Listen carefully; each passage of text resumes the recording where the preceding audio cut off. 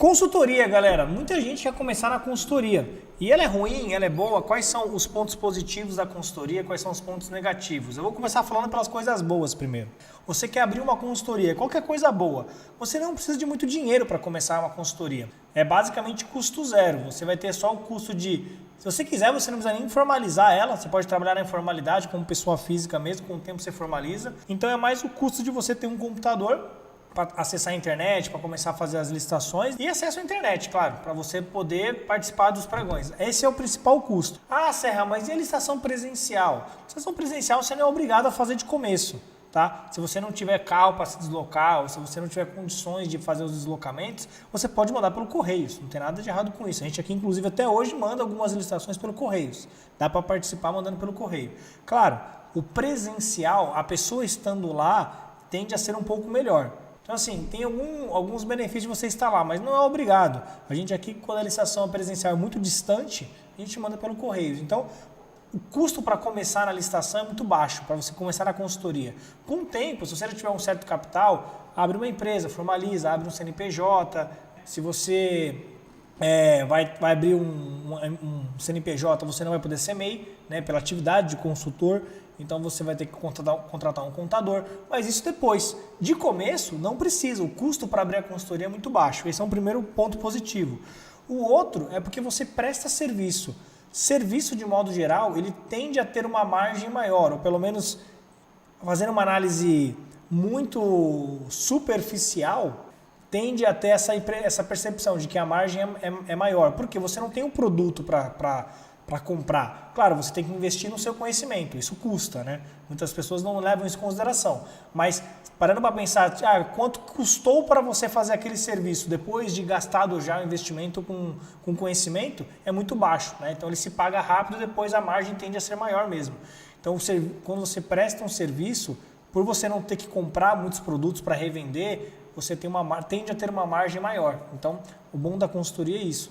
Você vai participar de uma licitação onde você cobra, sei lá, 700, 800, R$1.000, depende da licitação, claro, mas você vai cobrar algo em torno disso, o seu custo para aquela licitação não é tão expressivo quanto se você fosse vender um produto por um preço de 700, 800 mil reais. Então, tende a ter essa percepção de que o serviço tem a margem melhor. Então, é um ponto bom, beleza?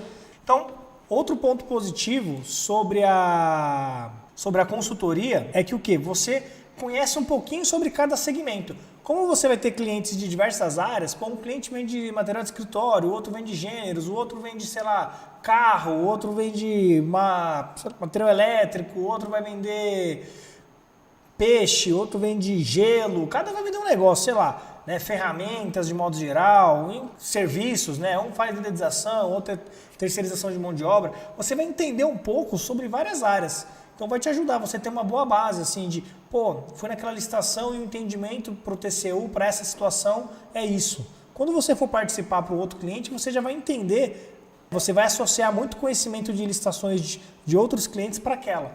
Então é bom porque você vivencia mais a licitação, né? Se você for vender com a sua empresa, pode ser que você não vivencie tanto a licitação quanto um consultor.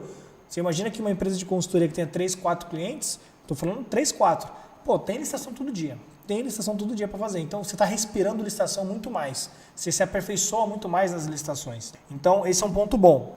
E outra coisa é que você, como eu falei, como o custo é baixo, você pode começar de casa. Você ter uma empresa de consultoria faz com que você possa começar de qualquer lugar. A gente da Magna mesmo, nós da Magna, nós começamos não de casa, mas em dado momento foi obrigado nós irmos voltar para o home office e ficamos lá durante praticamente um ano, trabalhando em home office. E estruturando a empresa, fazendo as coisas dar certo, para justamente começar, quando for dar o passo de voltar para o escritório, nunca mais voltar para casa, né? E graças a Deus, estamos aqui até hoje, inclusive fizemos uma reforminha recentemente. Se você não viu, dá uma olhada no Instagram, lá a gente acabou de postar um vídeo. Outra coisa, comissão em vendas. A consultoria, ela tem um fixo geralmente, você cobra um fixo para você trabalhar, você pode começar fazendo só pelo êxito? Pode, mas eu recomendo que você tenha um fixo, nem que esse fixo seja baixo. Porque você tem custos fixos de qualquer maneira, nem que seja a internet, você tem. Então a internet é um custo fixo. Então é bom você ter uma mensalidade só para custear isso aí, não para você ter lucro, mas pelo menos para custear. E aí você tem a comissão. Tudo aquilo que você vende para o seu cliente, você ganha uma comissão. para pensar que você tem 4, 5 clientes na consultoria, se você tiver, sei lá, uma pretensão de tirar 5 mil de faturamento, 5 mil por mês, só em comissões basta você vender 100 mil. Mas não precisa ser 100 mil para cada cliente. Você tem 5, pode vender 20 mil por mês para cada cliente. O que não é difícil, tá? 20 mil por mês é mais ou menos R$1.000 por dia. Vender R$1.000 por dia, né, em dias úteis basicamente, não é tão difícil assim, tá? Não vou falar que, tranquilinho, mas não é tão difícil. Então, você vendendo R$1.000 por dia para cada cliente, você tendo 5 clientes, em um mês você tira 5 mil de comissão. Mais ou menos, aproximadamente. Então, contando que você cobre 5% também, você pode cobrar mais, pode cobrar menos, enfim. Vamos lá. Outra coisa, você, como eu falei para você, você vive mais licitação, então você vira um especialista, um cara muito focado na licitação. Você vivencia só a licitação. Todos os dias você está participando de processos em várias plataformas. Ou é no Comprasnet, no Licitações E, na BEC, no Publinexo, no Petronet, no Licitapira, no E-Compras, no portal de Jundiaí, no, sei lá, fala outro portal aí, Garça, BBMnet, BLL, por aí vai. Então você vivencia muita licitação. Você fica toda hora participando de licitação, você acaba pegando as manhas dos portais, você vira um expert em licitação. É isso que eu falo até, inclusive, quando vem um cliente novo aqui, alguma coisa, fala assim, olha, eu não entendo muito do seu produto. Nem teria como. Imagina que para todo cliente que eu tenho, eu tenho que me especializar no segmento dele. Não tem como. Mas de licitação eu tenho um conhecimento muito bom. Porque eu fico o dia inteiro, né? Eu vivencio licitação o dia inteiro. E em várias plataformas. Então não só em uma. Eu vivencio licitações em várias plataformas e em diversas modalidades. Às vezes é uma dispensa, às vezes é um pregão presencial, às vezes é um pregão eletrônico, é sobre o sistema de risco de preços, não é sobre o sistema de risco de preços, é uma licitação internacional, enfim. Eu estou vivenciando licitação sempre. Então eu tendo a ter um conhecimento melhor do que o meu cliente que me contrata. Claro, e é por isso que ele está me contratando, né? Diga-se de passagem. Se ele achasse que soubesse mais do que eu, não teria motivo dele me contratar. Mas a ideia é essa. Como você está vivendo licitação o dia inteiro, você fica especialista naquilo. Para quem participou da imersão há umas semanas atrás, lembra que a gente falou do Severino e do perito? Só que o perito, nesse caso, é em licitação, né? Você, cara, manja muito de licitação, beleza? Esses são os prós, as coisas boas. Acho que antes de eu falar os contras, todo mundo agora quer ser um consultor, mas calma. Tem lados que você precisa se atentar também. Nem tudo são flores em nenhum cenário, tá? E em nenhum cenário, nada na sua vida, nem tudo é flores, né? Vai ter o lado também para você se preocupar, se atentar um pouquinho mais. Vamos aos, não vou falar contra, né? Mas os pontos que você precisa se atentar aí na hora de vender para o governo sendo um consultor. O primeiro deles é que como você vive de licitação, requer um conhecimento muito grande.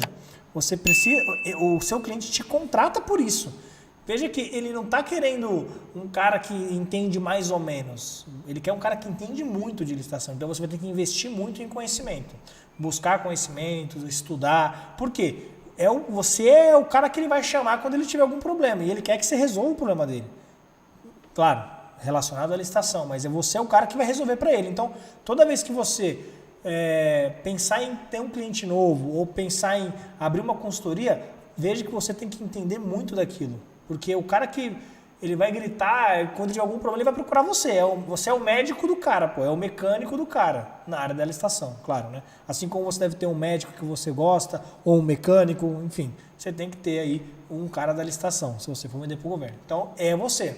Então, entenda e se especialize bastante em licitações e sem nenhum merchan, a parte disso aí é independente da Magna, mas faça muitos treinamentos. Quiser fazer com a gente, está tudo ótimo. Se não quiser também, faça com outras pessoas que você goste, mas se especialize, tá? Não fique só no conteúdo gratuito, conteúdo de internet, ele é bom, mas para você viver de licitação, eu não conheço nenhum mecânico que nunca fez um curso, eu não conheço nenhum, sei lá, advogado que nunca cursou a faculdade, não conheço nenhum médico que eu fiquei a vida inteira aqui. Tem a parte prática, mas tem que ter a teoria também, você tem que ter alguém que te guie ali. Então, faça um treinamento, se você for um consultor, faça uma especialização, sendo com a Magna ou não, tá? Não estou nem que não vou te vender nada, fica tranquilo, beleza? Próximo, o atendimento para consultoria, ele é muito personalizado.